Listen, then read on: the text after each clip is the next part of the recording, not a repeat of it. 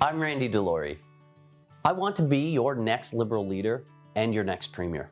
Let me tell you why. It's because I have the proven track record to do this job right for you and your family.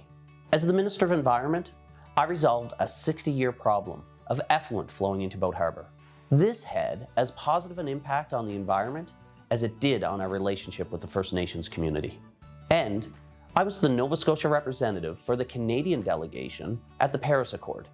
I know how to keep the promises we make.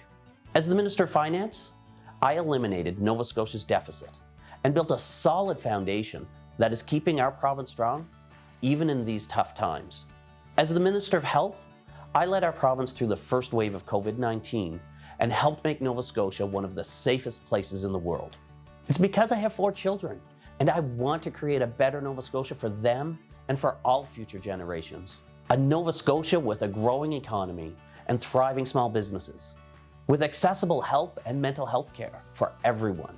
A Nova Scotia that protects its environment, takes action against systemic injustice, and invests in its people so no one is left behind. I grew up and live in rural Nova Scotia, yet I work in the city. I love this province. I see endless potential in our rural-urban balance and the diversity of this beautiful place and its people.